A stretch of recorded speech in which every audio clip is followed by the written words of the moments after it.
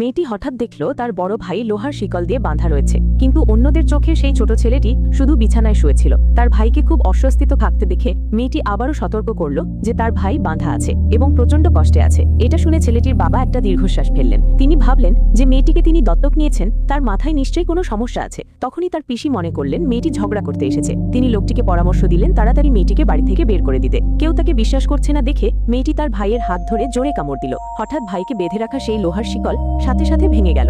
সেই কালো অশুভ আত্মা মেয়েটির পেটে ঢুকে পড়ল। এরপর মেয়েটি অজ্ঞান হয়ে গেল। নিজের ছেলেকে কামড়াতে দেখে লোকটি রাগে লাল হয়ে গেল। সে নির্দেশ দিল মেয়েটিকে টেনে হিঁচড়ে বাইরে ফেলে দেওয়ার জন্য। হঠাৎ সেই ছেলেটি যে 3 বছর ধরে অজ্ঞান ছিল জেগে উঠল।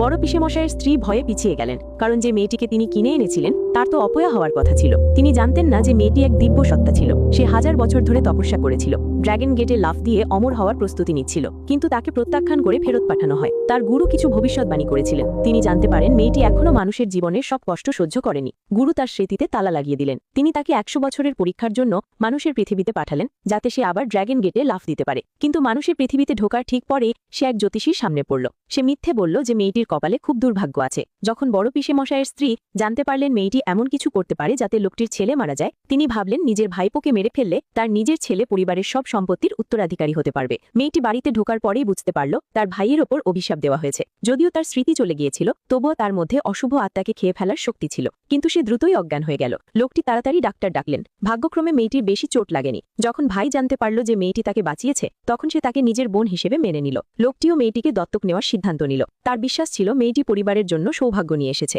বড় পিসেমশাই এটা জেনে রেগে গেলেন যে মেয়েটি তার ভাইপোকে মারেনি। তিনি তখনই এক তান্ত্রিককে ভবিষ্যৎবাণী করার জন্য ডাকলেন। তান্ত্রিক অবাক হয়ে মুখ ভর্তি পুরনো রক্ত বের করে দিল। সে জানতে পারল যে ছেলের ওপর দেওয়া অভিশাপ ভেঙে গেছে। বড় পিসেমশাই ভাবলেন এটা সম্ভবই নয়, কারণ হংকংয়ে অভিশাপ ভাঙতে পারে এমন 3 জনকেই তিনি জেলে ভরে রেখেছিলেন। তান্ত্রিক সিদ্ধান্ত নিল যে ছেলেটির আশেপাশে নিশ্চয়ই কোনো শক্তিশালী জাদুকর আছে। সে এক খুব অপয়া জায়গা থেকে খুঁড়ে বের করা একটি অশুভ আত্মা নিল এবং সেটি দিয়ে একটি ব্রেসলেট তৈরি করল। সে বড় পিসেমশাইকে জোর দিল যেন যে কোনোভাবে ছোট ছেলেটিকে এটি পরানো হয়। ছেলেটির কপাল যতই ভালো হোক না কেন, সে যদি এটি দীর্ঘক্ষণ পরে থাকে তবে অবশ্যই বিপদে পড়বে। এর মধ্যে লোকটি এবং তার স্ত্রী এক সেনা কমান্ডারের পার্টিতে যাওয়ার প্রস্তুতি নিচ্ছিল। মেয়েটি হঠাৎ দেখল তার পালক বাবা মা কালো শক্তিতে ঘেরা। সে দ্রুত তাদের থামানোর জন্য গেল। সে ভালোবেসে তাদের অনুরোধ করল যেন তারা পার্টিতে না যায়। বাবা মা মেয়েটিকে খুব ভালোবাসতেন। তারা চাকরদের দিয়ে দামি উপহার পাঠিয়ে দিলেন এবং কমান্ডারের কাছে ক্ষমা চেয়ে পার্টিতে যাওয়া বাতিল করলেন। তারা 2 বাচ্চার সাথে বাড়িতেই থেকে গেলেন। কিছু সময় পর এক চাকর জানালো যে কিছু হামলাকারী পার্টিতে ঢুকে পড়েছিল এবং সেখানে বোমা ফাটিয়েছিল। কমান্ডার সেখানেই বিস্ফোরণে মারা গেছেন এবং অতিথিদেরও গুলি করা হয়েছে। এটা শুনে বাবা মা সাথে সাথে মেয়েটির দিকে তাকালেন। ভাগ্যক্রমে তারা মেয়েটির সতর্কবার্তা শুনেছিলেন, তাই বিপদ থেকে বেঁচে গেছেন। মনে হচ্ছিল মেয়েটি সত্যিই পরিবারের জন্য এক লাকি স্টার। তারপর থেকে মেয়েটি খুব আয়েসে দিন কাটাতে লাগলো। তার ভাই তাকে আরও বেশি ভালোবাসা দিত।